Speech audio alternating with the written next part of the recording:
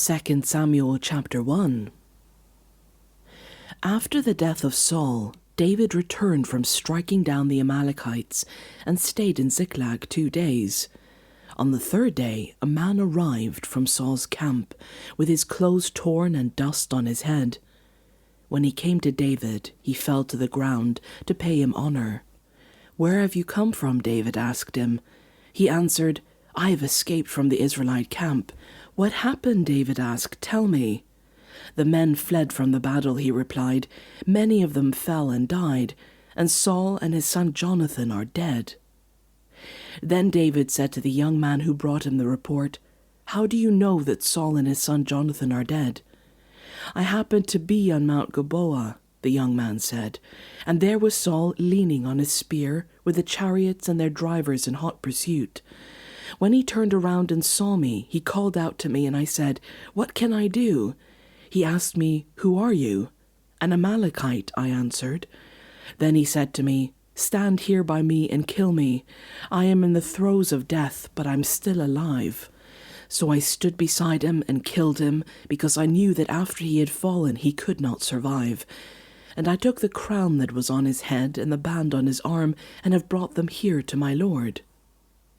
Then David and all the men with him took hold of their clothes and tore them. They mourned and wept and fasted till evening, for Saul and his son Jonathan, and for the army of the Lord, and for the nation of Israel, because they had fallen by the sword. David said to the young man who brought him the report, "Where are you from?" "I am the son of a foreigner, an Amalekite," he answered. David asked him, "Why weren't you afraid to lift your hand to destroy the Lord's anointed?" Then David called one of his men and said, "Go, strike him down." So he struck him down, and he died. For David had said to him, "Your blood be on your own head. Your own mouth testified against you when you said, 'I killed the Lord's anointed.'" David took up his lament concerning Saul and his son Jonathan, and he ordered that the people of Judah be taught this lament of the bow. It is written in the book of Jashar. "A gazelle lies slain on your heights, Israel. How the mighty have fallen! Tell it not in Gath, proclaim it not in the streets of Ashkelon, lest the daughters of the Philistines be glad, lest the daughters of the uncircumcised rejoice. Mountains of Gilboa, may you have neither dew nor rain, may no showers fall on your terraced fields.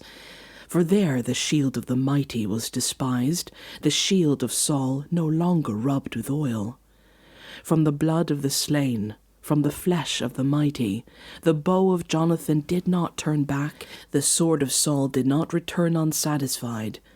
Saul and Jonathan, in life they were loved and admired, and in death they were not parted.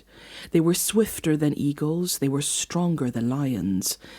Daughters of Israel, weep for Saul, who clothed you in scarlet and finery, who adorned your garments with ornaments of gold. How the mighty have fallen in battle! Jonathan lies slain on your heights. I grieve for you, Jonathan, my brother. You were very dear to me. Your love for me was wonderful, more wonderful than that of women. How the mighty have fallen, the weapons of war have perished."